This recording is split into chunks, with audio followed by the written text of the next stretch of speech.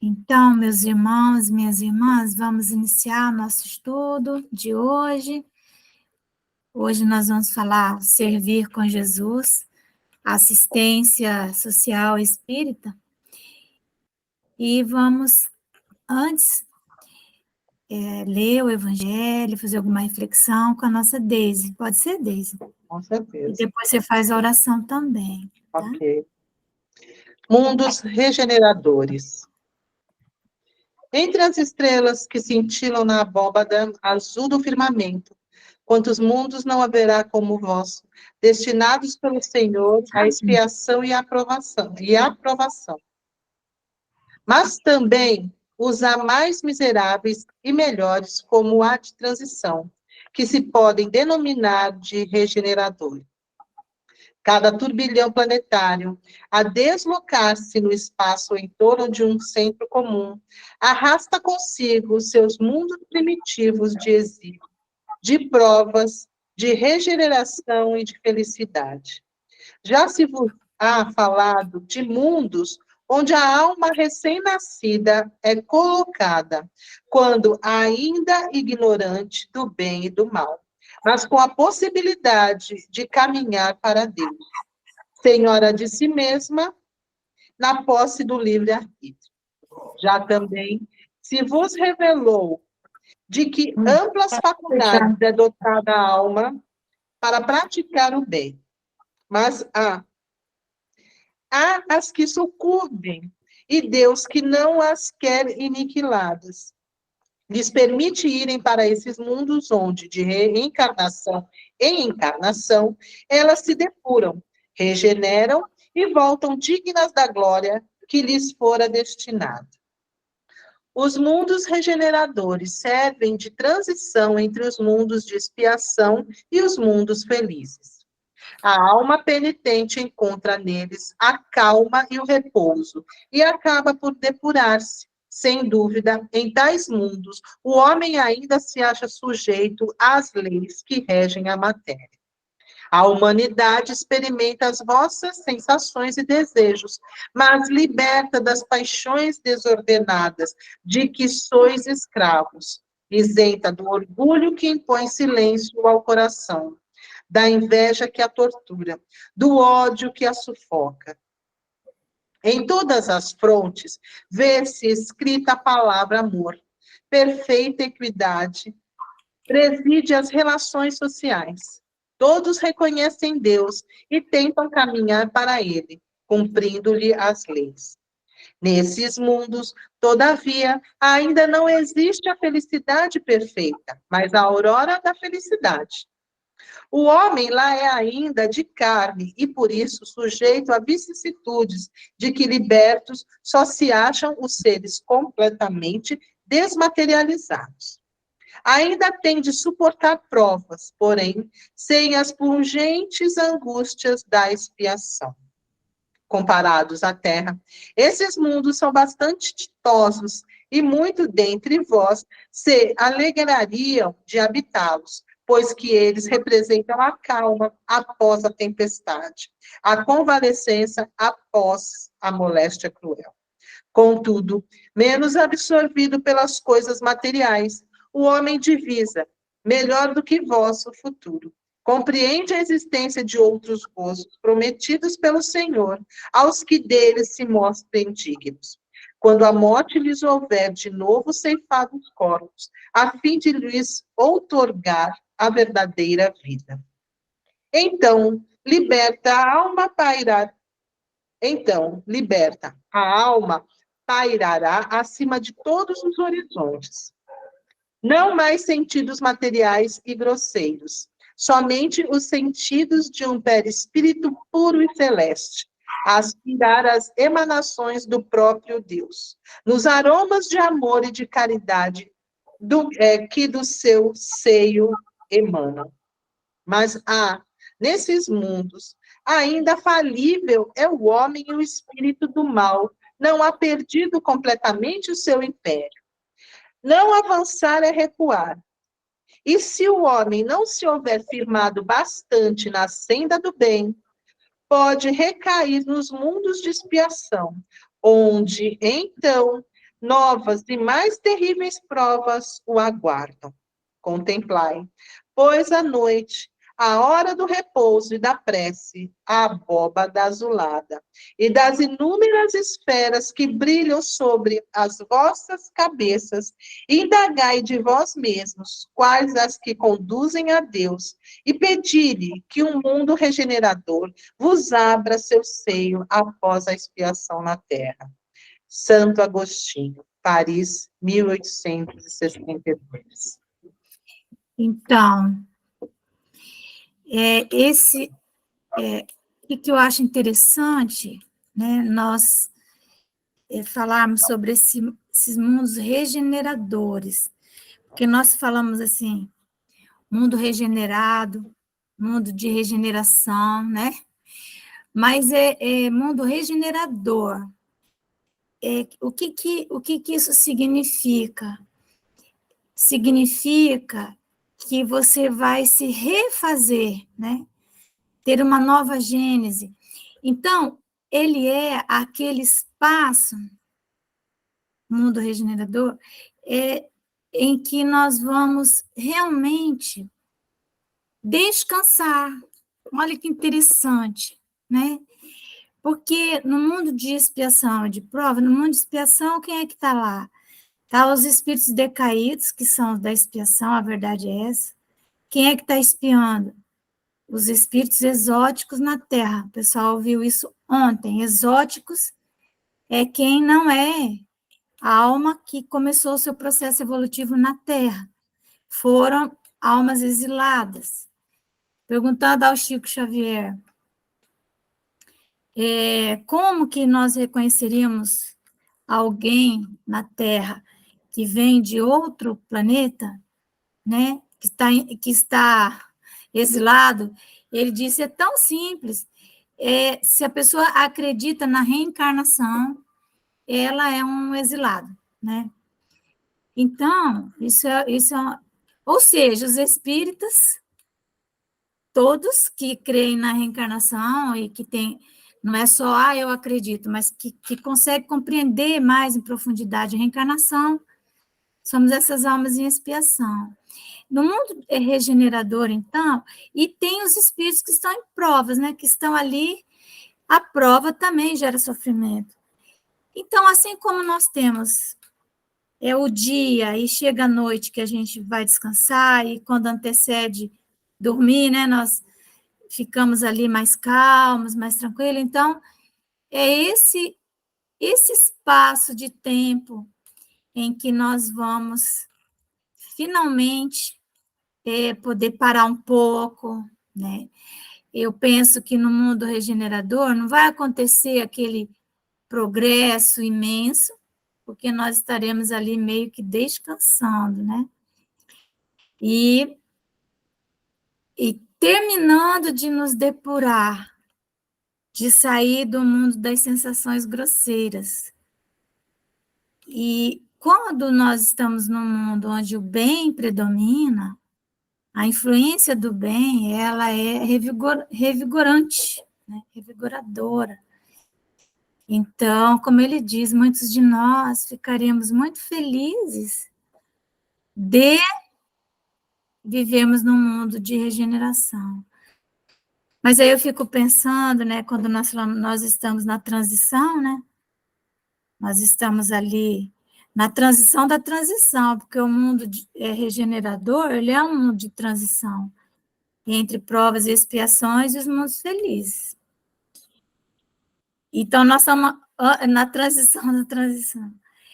O que é que precisa acontecer na Terra para nós sairmos dessa característica aí de mundo de expiação e provas? Eu acho que a primeira coisa não pode haver o aborto legalizado na Terra, em nenhum lugar.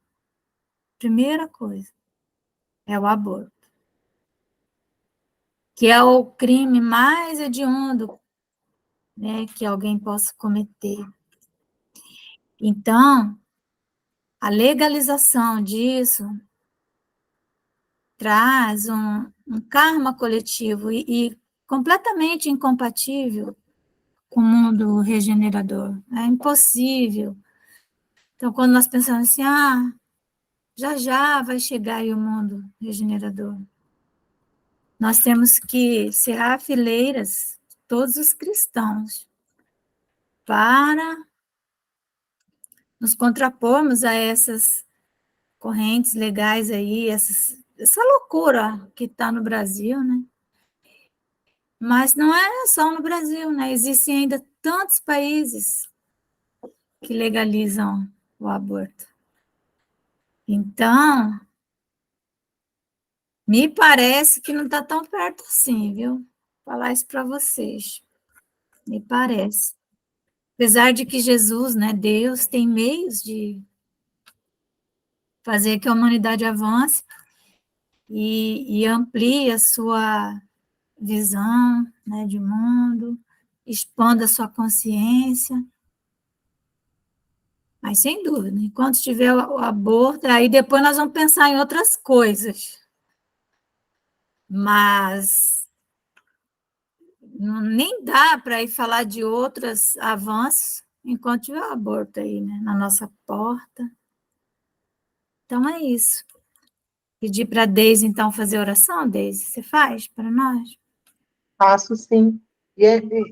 Assim, nós estamos falando, né, da transição planetária, né, que está tão próximo a transição. Gente, será que está mesmo com todas essas atrocidades, né, que a humanidade está, que a gente está presenciando, né, pelos próprios irmãos, né, quanto não só o aborto, mas tantos crimes, né? Todos os dias, na verdade, todos os minutos, em algum lugar está tendo crime, está tendo um dissabor, um desamor.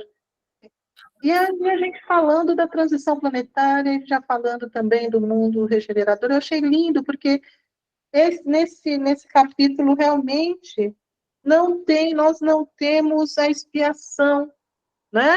Tem a prova, É a mas a prova. gente tem a prova. Então, se tem a prova, é porque nós estamos. Se não tem, a expiação é que nós estamos conseguindo, nos mundos regeneradores, passar de ano, né? Eu digo que a expiação, na realidade, nós somos repetentes daquela lição, então nós temos que retornar.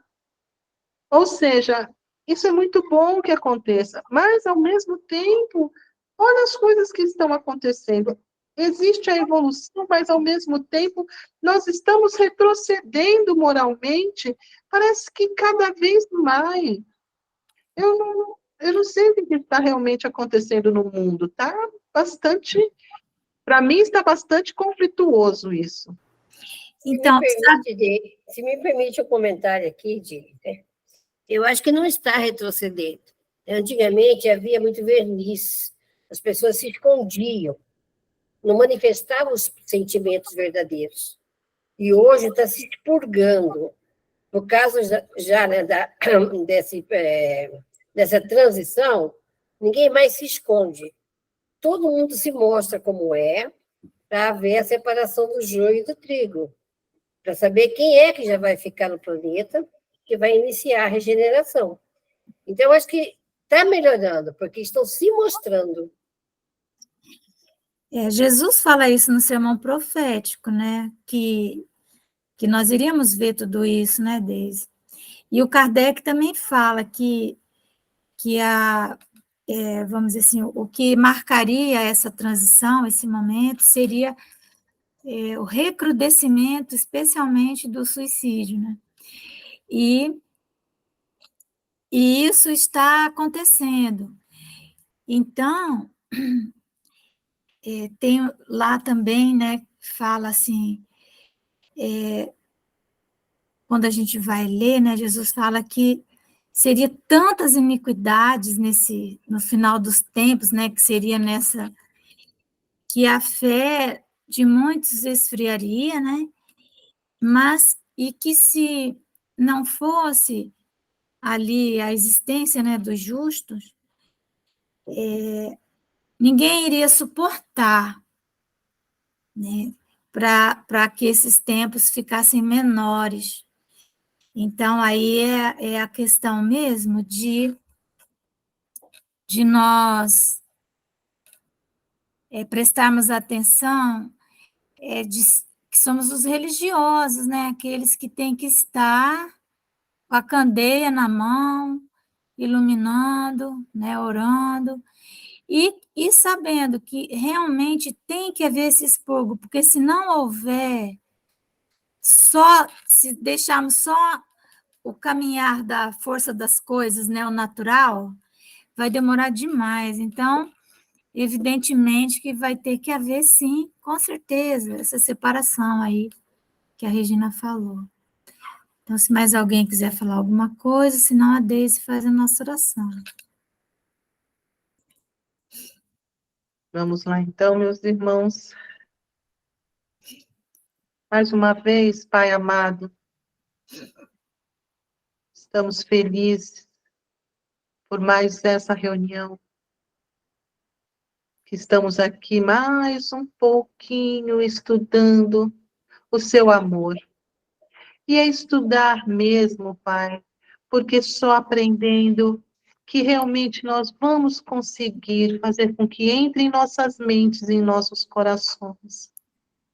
E que possamos, Senhor, além de aprender essa teoria tão maravilhosa, que consigamos pôr em prática para os nossos irmãos. E que possamos ser exemplo do bem, do amor e da caridade. Mais uma vez, Senhor, venho lhe agradecer. E que assim seja. Graças a Deus. Que Que assim assim seja, seja, graças a Deus. graças a Deus. Então, deixa eu botar aqui o slide. Ficou maior aí na tela, né, para vocês? Ficou, né? O slide ficou maior? Tá bom. Tá? Para Isso, mim né? tá legal. Tá bom. Tá bom. Tá, não está aparecendo assim do ladinho aquele monte de slidezinho, não, né? Tá um só. Então, nós estávamos falando sobre a assistência, né? A prática da caridade, que nós entendíamos que seria distribuir coisas, né? As esmolas mesmo, né? Esmolas. E fomos surpreendidos, de repente, quando as pessoas que necessitam de esmolas, elas sobem um patamar na nossa consciência coletiva aí e assumem a sua condição de cidadãos, né? O que é um cidadão, né? Direito de cidade. O que é isso, né? Direito de cidade. Isso vem do direito romano e significa que, em função de você ter nascido ou ser considerado nascido em um determinado território, você tem direitos específicos, né, que são os direitos de cidadania, pelo fato de que você nasceu ali. Então, nós não temos direito de cidadania, por exemplo, na Inglaterra, nos Estados Unidos, não é? Nós somos cidadãos brasileiros, direito de cidade. Então, cidade é esse território, e nós usamos a palavra cidade hoje em dia para compreender o município, essa região mais urbana, mas cidade significa isso, direito de cidade. Muitas pessoas no direito romano não tinham direito de cidade, né? Não eram cidadãos, os escravos, e alguns outros que eram estrangeiros, e enfim, né? Mas no Brasil, todos que nascem em solo brasileiro são cidadãos, eles têm direitos. E quais direitos lhes são garantidos? Né? Quais direitos lhes são garantidos a todos nós, cidadãos brasileiros? Que direitos não são garantidos? Nós nos organizamos numa forma de Estado, né?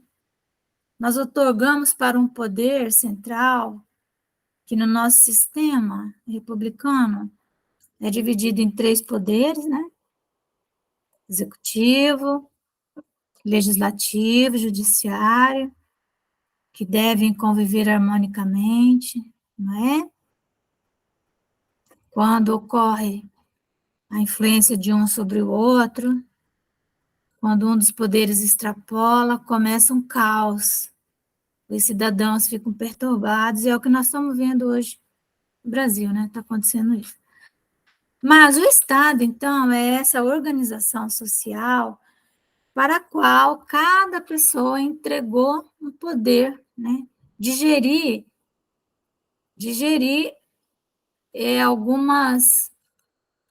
alguns serviços que seriam melhor realizados se houvesse um poder central, mas esse poder teria que ter grande autoridade moral, né? Para ele poder cumprir o seu mistério. Isso que levou Jean-Jacques Rousseau a falar, né, sobre a República, sobre liberdade, igualdade, fraternidade, esses conceitos. Então, ele fala de que homens de grande saber, homens de grande moral, teriam, então, condições de gerenciar para todos, não é? Mas quais direitos? Então, desde a Revolução Francesa, que, então, se parou para pensar, né, no poder dos reis, dos imperadores, como seres divinos, e, então, fundamentados ali em Jean-Jacques Rousseau, se falou nos direitos, né, sociais, liberdade, igualdade, fraternidade, e então veio a Revolução Francesa, né? A questão é que os que assumiram o poder não eram esses homens de escola, como Jean-Jacques Rousseau falou. Eles eram tão bárbaros quanto os outros. Então, esse tem sido, desde então, um ciclo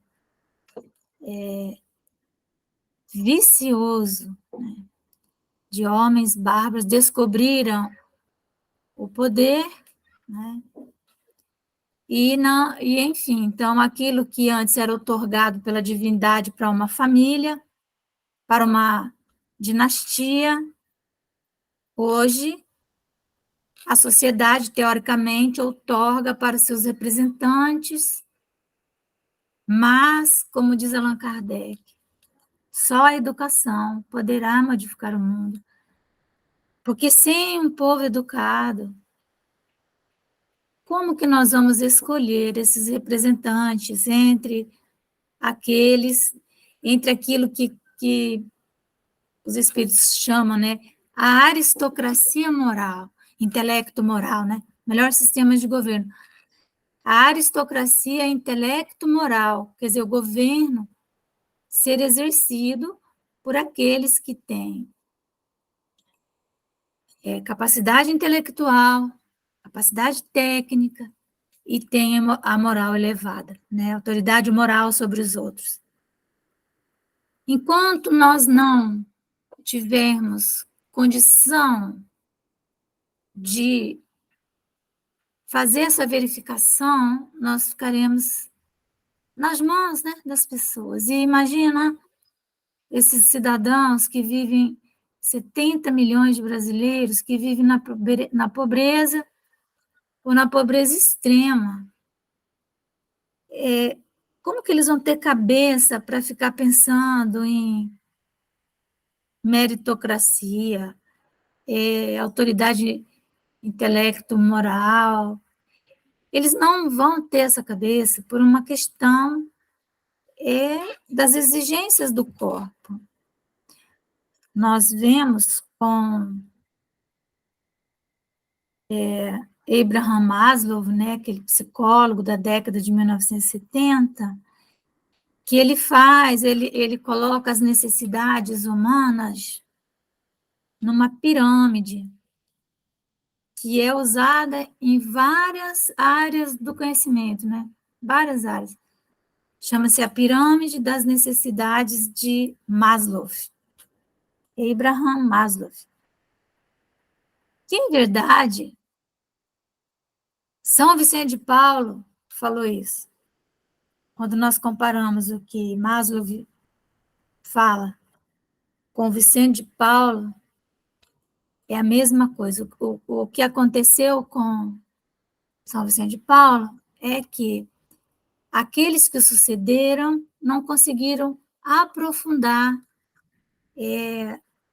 o seu legado. E então todas as instituições vicentinas, elas passaram a trabalhar uma necessidade, praticamente, que é a necessidade básica, que é essa necessidade de alimentação, saúde, vestuário. Então, segundo Maslow, enquanto o homem não atende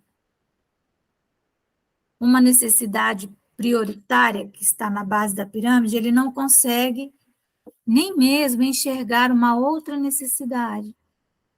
Que são necessidades, né? Necessidades são situações em que o ser humano fica exposto e que elas precisam ser atendidas. Necessidade precisa ser atendida, né? Então, a primeira necessidade que tem que ser atendida é a necessidade da pessoa se alimentar, dela comer, né? Porque quando nós otorgamos esse poder ao Estado, criamos, então, uma Constituição, né? Nós delegamos poderes a um grupo de pessoas supostamente os intelectualmente melhores preparados, que conheciam mais o avanço dos valores da civilização. Então, nós passamos por várias constituições que foram nos garantindo direitos.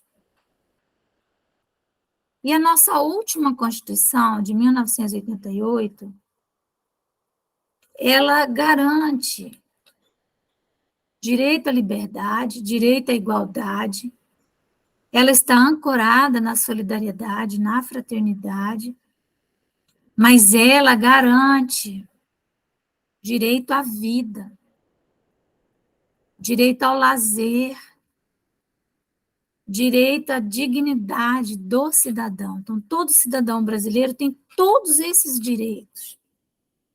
Foi nesse momento, na Constituição de 1988, que atender essas necessidades daquele que está vulnerável, que está em perigo, passou a ser um ato de justiça, de cumprimento de dever, porque a Constituição fala assim, que é dever do Estado, da sociedade e da família, né? Garantir o atendimento às necessidades básicas dos seus cidadãos. Nesse momento, então, quando a Constituição fala isso, ela gera esse direito para os brasileiros. E todos aqueles que estão em situação de perigo devem, portanto, é dever, devem ser atendidos pelo Estado, pela sociedade civil organizada. Então, aí, o que é a sociedade civil organizada? São as instituições, né? As organizações, sejam religiosas, sejam filantrópicas, sejam organizações de classe, enfim. A sociedade civil estando organizada, ela vai junto com o Estado, só que ela não protagoniza no mesmo nível do Estado. Estado é o poder dominante, aquele que tem o poder de fazer. As instituições, então, elas são coadjuvantes do Estado. Nesse contexto se inserem os centros espíritas. Nós, né, somos coadjuvantes no atendimento às necessidades básicas dos cidadãos. Na pirâmide de Maslow, nós vemos, primeira coisa, necessidade fisiológica, tudo aquilo que tem a ver com o corpo. Necessidade fisiológica. Então, Maslow diz assim, se a pessoa está numa necessidade fisiológica, e essa necessidade, enquanto ela não for atendida, ele não consegue pensar em mais nada. Uma criança com fome, ela não adianta nem mandar ela para a escola. Uma criança doente, não adianta ir para a escola, né? Pessoa que está com dor de cabeça, que está com dor de dente, que está, enfim. Como que você vai falar de conceitos abstratos para quem está com a mente toda voltada para o estômago, para o seu organismo? Você não vai conseguir fazer isso. Por isso que, às vezes, as pessoas começam a fazer discursos que são inúteis para aqueles que estão nas ruas, né? Chega numa casa, igual a gente viu na nossa reunião passada, tem vários problemas ali, mas a abordagem pode ser totalmente inútil. Se é inútil, não tem que fazer a abordagem.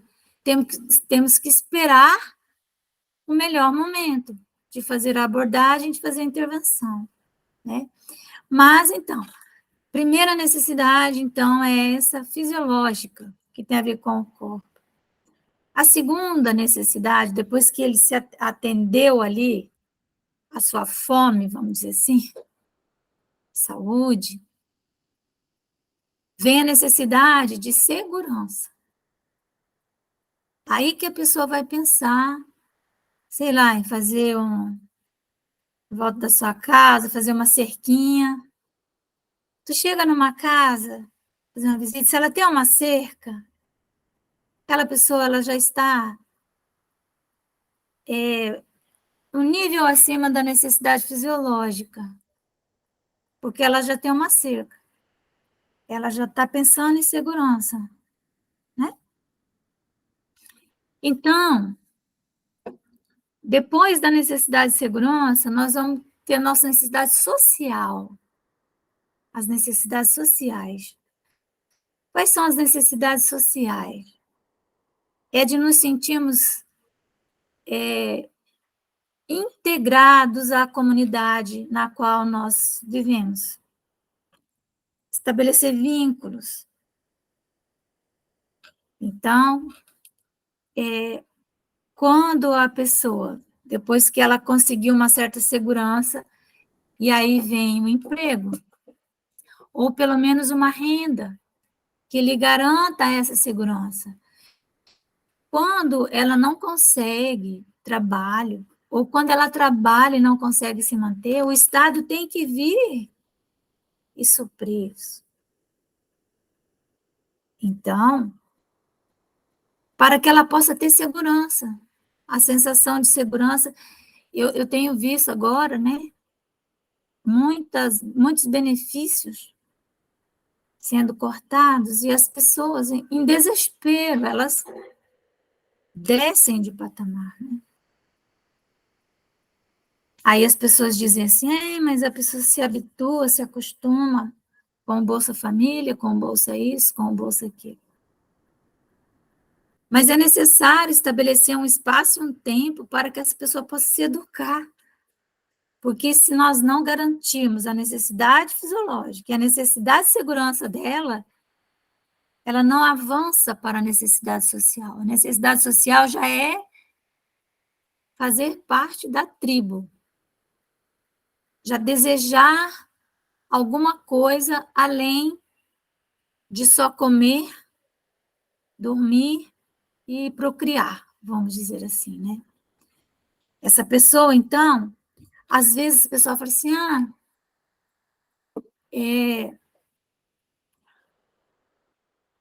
a pessoa pega o dinheiro do Bolsa Família e vai e coloca umas mechas coloridas no cabelo, isso está errado, tinha que usar só para comer.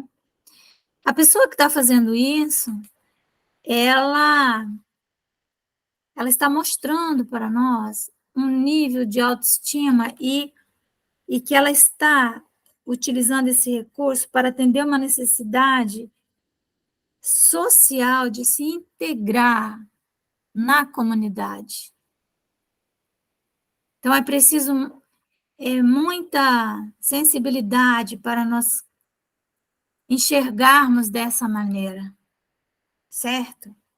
Ela está fazendo esse movimento, é isso que ela está nos falando, que ela quer fazer parte de uma tribo, aquela que usa o cabelo azul, não sei o que, ela...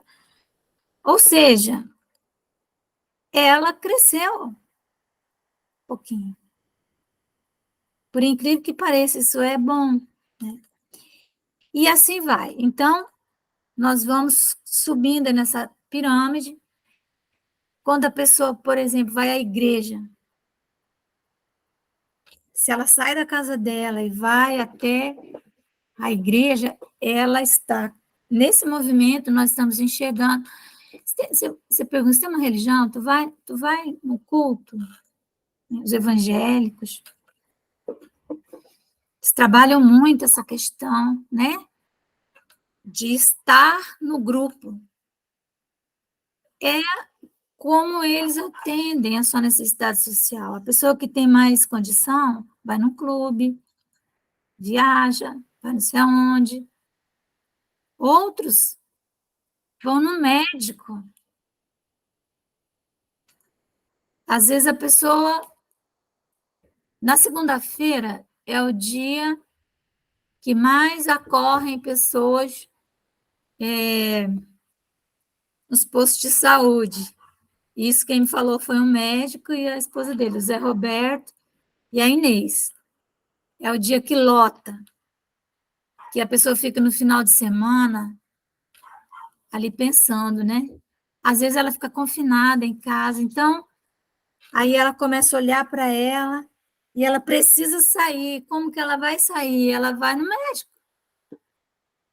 E aí, depois do médico, ela vai fazer um exame, ela vai fazer outro, ela está fazendo esse movimento. É como ela está atendendo uma necessidade social dela, né? Tem pessoas que se fixam nisso, ficam fixadas ali na necessidade social. Arruma um emprego, transforma o local de trabalho num clube, né? Aquela pessoa que, então, fica fixada. Então, essa pirâmide é importante que nós venhamos a conhecê-la para que nós possamos observar onde que a pessoa está fixada, né? Então, essa necessidade fisiológica, ela é interessante, de comer, por exemplo. Todos precisamos atender essa necessidade. Agora, às vezes tu vai falar com um menino que está em situação de rua e você leva uma sopa para ele, né? Ele não quer uma sopa. Não quer. Ele, às vezes, joga fora, né? Ele quer um sanduíche do McDonald's. Porque está agregado ali alguma coisa a mais, além da fome, né? Essa forma como a sociedade se colocou, ela vai gerando desejos também, que vão precisando ser atendidos. Existem pessoas muito ricas e que nunca conseguem sair das necessidades básicas também, da fisiológica e da necessidade de segurança. Pessoas se perturbam a tal ponto, então, para atender a sua necessidade básica de comida, elas têm que comer em restaurantes caros, não sei quantas vezes na semana, porque elas misturam as coisas, entendeu? É a segurança delas, elas nunca estão se sentindo seguras, estão sempre em busca de cada vez mais refinar todo um aparato em torno. Então, vejam, às vezes nós supomos que uma pessoa está atendida numa necessidade, mas ela não está. Agora, evidentemente que quando você está realmente com muita fome, então você vai comer o que vai aparecer, né? É isso que vai acontecer, certo? O que nos cabe a nós, né? Enxergar isso, compreender, prestar atenção. Então, às vezes, nós damos uma cesta básica. Ali tem arroz, feijão, farinha, macarrão, não sei o quê. Então, nós supomos que a pessoa precisa daquilo. Mas ela gostaria de comer pão, por exemplo. A Dulce, uma vez a gente estava conversando, se você chegar de manhã, às vezes na casa dessas pessoas que pega uma cesta básica aqui nesse grupo, pega outra ali e tal, muitas vezes essas coisas assim, que todo mundo acha que todo mundo precisa, elas até têm. Então, de manhã, eles comem macarrão, não é? Arroz com feijão, quando tem, né? Aquilo que nós... Então, eles não, se eles têm algum recurso, eles não vão comprar pão, porque é muito caro. Mas eles sentem muito desejo de pão, certo? Então, é interessante. Então, às vezes, eles estão precisando de outras coisas, mas nós só vamos saber isso se nós estivermos interagindo, observando, né, prestando atenção, sem julgamentos apressados. Porque, como eu falei, tem pessoas que são sacos sem fundo, mas não é porque ele é pobre que ele é um saco sem fundo, é porque é da alma dele. Nós vamos encontrar isso em todas as classes, não é? Pessoa que, para atender sua necessidade social, ela tem que trocar de carro cada 6 meses, né? Não sei quantos sapatos. Então, ela não consegue sair desses níveis mais rasteiros. Mas o dever que nós assumimos enquanto sociedade civil organizada, enquanto Estado mesmo, né, o próprio Estado, é procurar atender, dar a segurança alimentar suficiente para que a pessoa sobreviva, criar espaços comunitários para que ela possa expandir as suas relações de proximidade, né, suas relações sociais, né, criar esses espaços para que ela possa ter realizado mais um direito, que é o lazer, está na Constituição também. Criança, por exemplo, criança tem direito de brincar, né, direito de se divertir, não é? Então, aqui, ó, o que nós estamos vendo, né? Nós estamos vendo pessoas que elas estão ali, de alguma forma, estão num convívio com seus iguais, numa coisa meio tribal ali, né? E coletando lixo, alguns buscando até comida mesmo. Mas imaginem, né? O que isso é de tão terrível, né? Que seres humanos façam esse trabalho, quando nós já temos tecnologia mais que suficiente para fazer isso, não é? Então, nós ainda precisamos de suar bastante a camisa para que possamos vir a descansar, entrar no mundo de regeneração, né? Como que nós podemos dormir? Aquela música que é católica, é como posso ter sono sossegado, né? Dia que passou, os meus braços eu cruzei, né? Coisa mais linda. Então, a chuva que bate no telhado, para nós, é uma cantiga de ninar, mas para o meu irmão, né,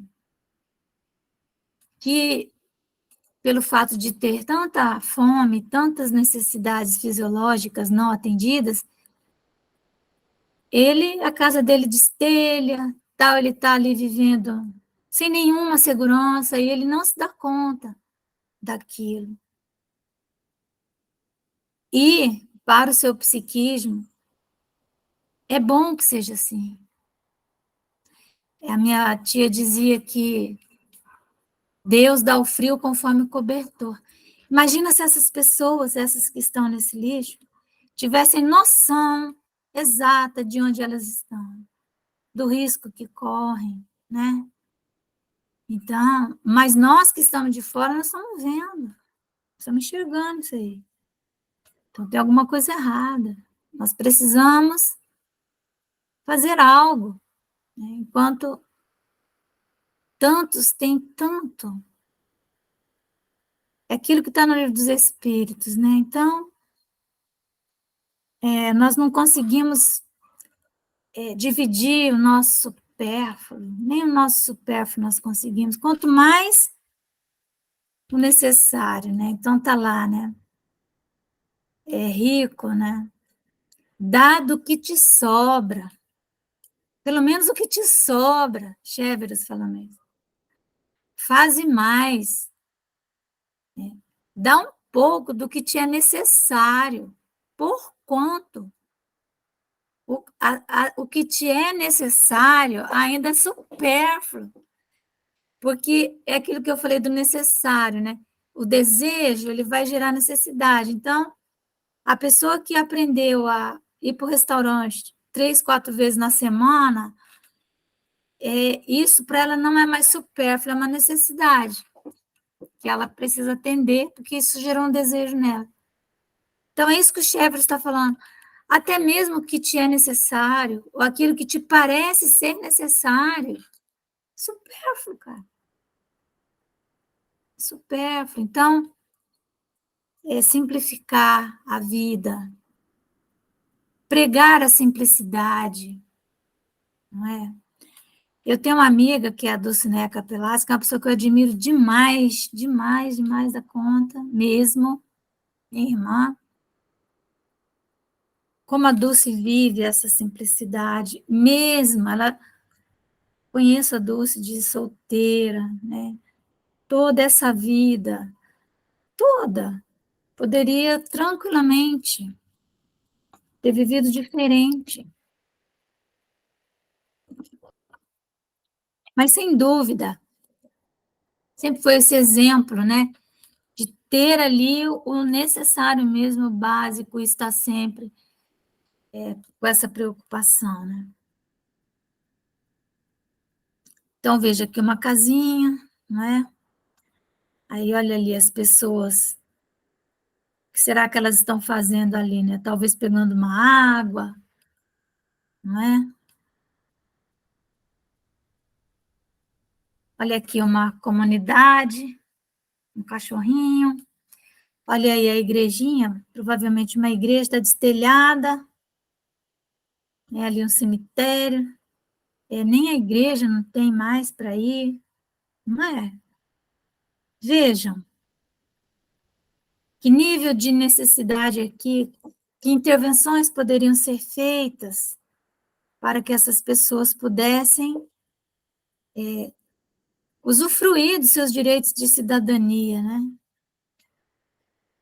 Então, o olhar, né, dessa criança comendo numa panela, tal, são cenas que se repetem o tempo todo e E como que nós vamos ficar indiferentes a isso, né? Como que nós vamos ficar?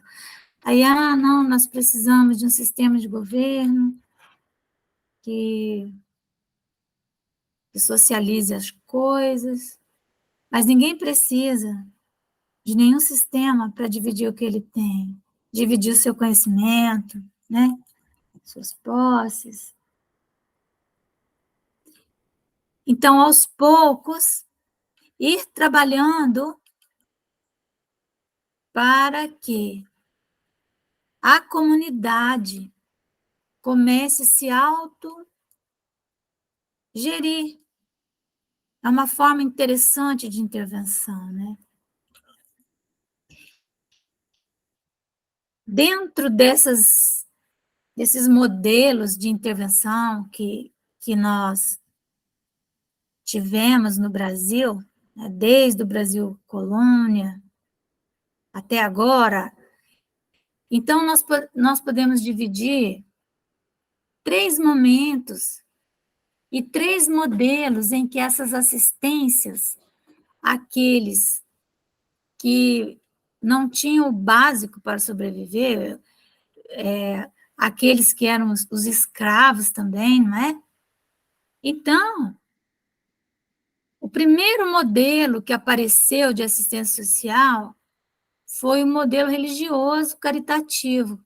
Mas essa caridade é uma caridade que significa esmola mesmo. Então, era assim que funcionava. As irmãs de caridade aparecem nesse momento, né? E isso vai do Brasil colônia até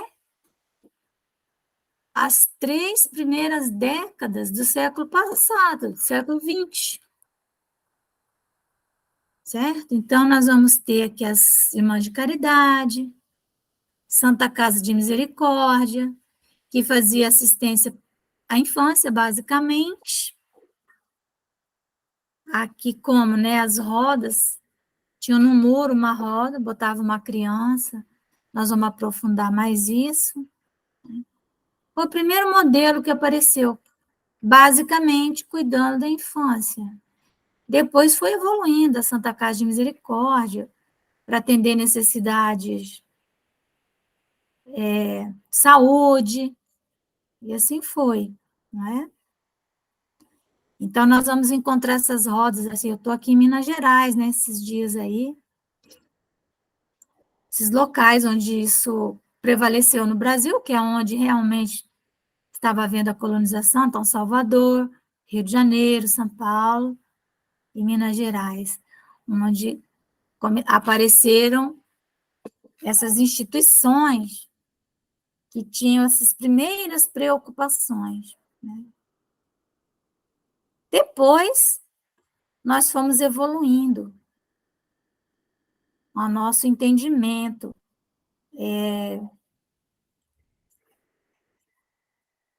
da criança, né, do adolescente, né, dos jovens, começou a aparecer,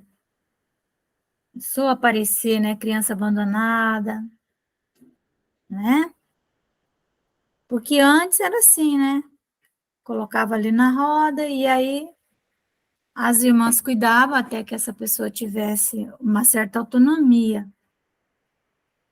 Mas a partir aí da terceira década, né, depois de 1950, nós vamos encontrar um outro modelo. Nós vamos ver na nossa legislação também que começam a aparecer as instituições filantrópicas, né, voltadas mais para crianças e para jovens abandonados, né? Os desamparados, os delinquentes, né? Essa palavra delinquente, ela aparece na Constituição do Império. Hoje, isso é politicamente incorreto, não pode falar delinquente. Ou os pobres mesmo, né? E o objetivo dessa filantropia era educar para o trabalho. Então, depois, houve uma modificação nessa estrutura, que nós vamos ver em profundidade na nossa próxima reunião. E, finalmente, a partir da nossa Constituição, que garantiu o direito do cidadão, né, e o dever do Estado, né, o modelo chamado de proteção social, em que a sociedade tem o dever de proteger, né? Então, aí isso é o quê, né? Quando, então, a pessoa vulnerável, ela passa a ser um cidadão, porque a cidade onde ela está, né, o território onde ela está, lhe garante proteção. Então, ela tem esse direito de cidadania. E o Estado tem o dever de atender esses direitos. Então, pelo menos do ponto de vista da assim, daquilo que está garantido em tese e em letras, o que é isso? É fruto da força das coisas e a influência das pessoas de bem. Tá bom? Lembra que nós falamos da força das coisas? Da influência das pessoas de bem? Então, nós chegamos até aqui e o processo foi longo. Né? Não foi uma coisa que aconteceu ontem. Né? Não foi uma coisa que aconteceu ontem.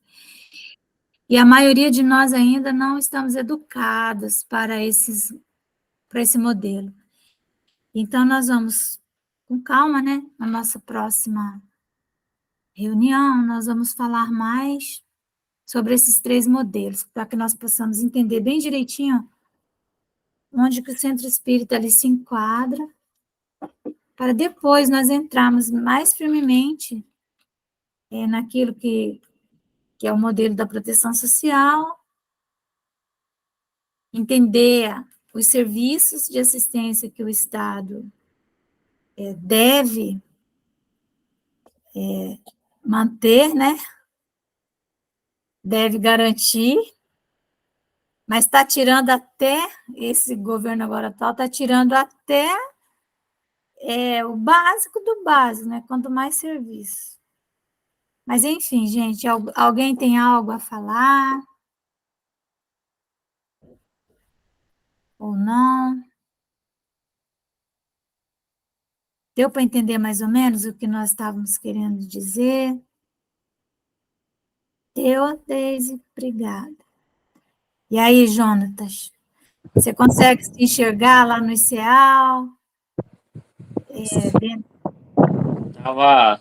Eu estava pensando justamente sobre... Peraí, Snoop, eu estou...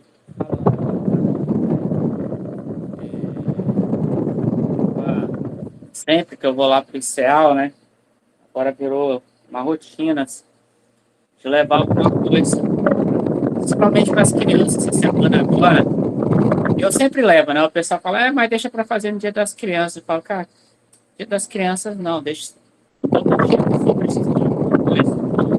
Não é só no Natal que ela come, que ela tem fome, né? Então, não são só datas específicas. Aí eu levei uma boneca bem simples, né? Eu gosto de fazer isso com os meninos lá, né? Estão lá e tem essa necessidade, às vezes, de ter alguma coisinha. Aquilo, né? R$2, sabe? E a menina ficou tão feliz e era a criança, né? E era o dia do aniversário dela, sabe? E assim, ela não sabia, ela falou, hoje é meu aniversário. Eu falei, sério, filha? Sério? Ela ficou tão feliz, tão feliz. Vira o seu ventilador, Jonas. Deixa eu só desligar um pouquinho ele aqui. Olha, espera aí, tá, cachorrada? Tá linda a sua história. Nós estamos querendo ouvi-la. Pois é. Aí, o que acontece?